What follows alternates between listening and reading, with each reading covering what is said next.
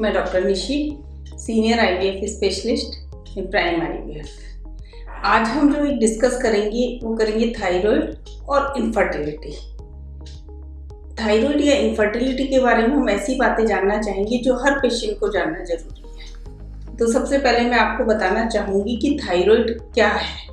Thyroid एक gland है जो बटरफ्लाई शेप की, तितली के शेप की छोटी ग्लैंड होती है जो हमारी नेक में रहती है। अब थायराइड हार्मोन सिक्रीट करती है T3 और T4। अब थायराइड ग्लैंड का जो कंट्रोल होता है वो हमारे ब्रेन में एक ग्लैंड होती है पिट्यूटरी, उससे होता है। जो ब्रेन में ग्लैंड है पिट्यूटरी वो TSH thyroid stimulating hormone secrete करती है जो कि हमारी थायराइड ग्लैंड पे कंट्रोल करता है। कई बार क्या होता है कि ब्लड में T3 T4 की मात्रा कम हो जाती है जिससे कि TSH इंक्रीज हो जाता है, तो इसको हम हाइपोथायरॉयडिज्म कहते हैं। और जब T3 T4 की मात्रा बढ़ जाती है तो क्या होता है कि TSH कम हो जाता है, तो इसको हम हाइपरथायरॉयडिज्म कहते हैं।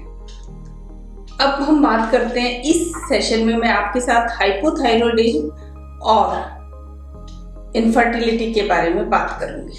सबसे पहले हम ये जानना चाहेंगे कि हाइपोथायरॉयडिज्म क्या होता है। जैसा कि मैंने अभी आपको बताया कि आपके ब्लड में T3 T4 की मात्रा बढ़ रही है, कम हो रही है और TSH बढ़ रहा है, तो हाइपोथायरॉयडिज्म होगा।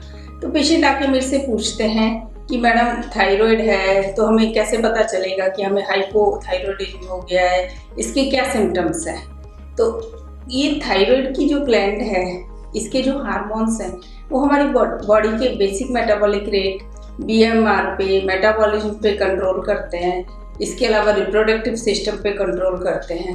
जब पेशेंट को लगता है कि उसको कंसीव करने में प्रॉब्लम हो रही है, शादी को कई साल हो गए वो कंसीव नहीं कर पा रहा, इसके अलावा कंसीव कर पा रहा है पर बार बार अबॉर्शंस हो रहे हैं और साथ में उसका वेट गेन हो रहा है, कपड़े टाइट होते जा रहे हैं, उसको बहुत नींद आती है, जल्दी से थक जाता है, थकावट फील हो रही है। इसके अलावा उसको जैसे कि मतलब किसी काम में मन नहीं लग रहा है, वेट गेन होता जा रहा है, तो इस समय हमें उसका फिर ब्लड टेस्ट कराना चाहिए। तो जब हम उसका ब्लड टेस्ट कराते हैं तब हमें पता चलता है कि वो हाइपोथायरॉयडिज्म है, कि उसका TSH इंक्रीज हो गया है। अब आप ये पूछेंगे कि ब्लड टेस्ट से हमें क्या उसकी वैल्यू होती है, कैसे हमें पता चलेगा कि हमें हाइपो में क्या दवाई लेनी है, कैसे ब्लड टेस्ट कराना है।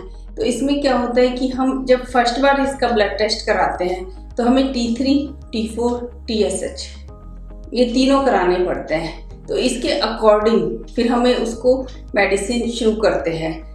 यदि आप इनफर्टिलिटी के पेशेंट और कंसीव करना चाहते हैं तो इसकी नॉर्मल वैल्यू जो आपकी TSH की होनी चाहिए वो 2.5 से 3 तक होनी चाहिए।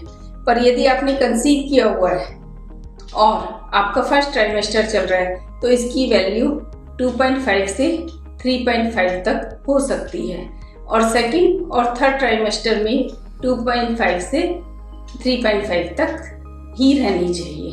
अगर इससे ज़्यादा होती है तो आपको फिर मेडिसिन लेनी पड़ेगी। और जो नॉर्मल TSH की वैल्यू है, अगर आपने कंसीव नहीं किया हुआ, नॉर्मल पेशेंट्स हैं, नॉर्मल है, तो आपकी वैल्यू इसकी 2.5 से 5 तक हो सकती है। अच्छा, अब हमने बात कर ली हाइपोथायरॉयडिज्म की, टेस्ट भी करा लिया, हमें पता भी चल गया अब इसका ट्रीटमेंट क्या है। पेशेंट्स पूछते हैं हम ये ना खाएं या ये परहेज करें तो क्या हमारा थायराइड ठीक हो जाएगा? ऐसी कोई बात नहीं, आपको इसका प्रॉपर ट्रीटमेंट करवाना पड़ेगा। इसके लिए एक मेडिसिन है लीवोथायरॉक्सिन। इसको ये एक बोतल में मिलती है और इसको आपको सुबह खाली पेट खाना है। आपकी TSH वैल्यू के हिसाब से इसकी डोज डिसाइड की जाती है। तो इनिशियली तो आपने T3 T4 TSH तीनों टेस्ट कराए हुए होते हैं और इसके बाद इसकी आपको दवाई दी जाती है जो आपको लीवोथायरॉक्सिन खाली पेट मॉर्निंग में खानी पड़ती है। उसके 1 घंटे तक कुछ ना खाएं और इसके बाद ये TSH टेस्ट ओनली रिपीट करना है 4 से 6 हफ्ते के बाद में। इसके हिसाब से आपकी डोज डिसाइड हो जाती है। वो आपकी पूरी प्रेगनेंसी में या फिर आपका अगर कंसीव नहीं हो रहा है तो तब चलाई जाती है। कई बार क्या होता है कि जैसे प्रेगनेंसी में इसकी डिमांड बढ़ जाती है तो डोज भी इंक्रीज करनी पड़ती है। तो आपको 4 या 6 वीक्स में अपना TSH की जांच करवाते रहना चाहिए। इसके अलावा होता है एक सब क्लिनिकल थायराइड। इसमें क्या होता है कि आपका T3 और T4 ये तो नॉर्मल है, पर TSH की वैल्यू थोड़ी सी हाई होती है, इसको सब क्लिनिकल कहते हैं। इसकी वजह से भी कई बार कंसीव करने में प्रॉब्लम होती है, तो इसका भी हम अकॉर्डिंग द TSH वैल्यू लीवोथायरॉक्सिन देते हैं। इसके अलावा भी आपके थायराइड से संबंधित कोई भी क्वेश्चंस हो या कुछ भी है तो आप हमें ईमेल कर सकते हैं और पूछ सकते हैं। धन्यवाद।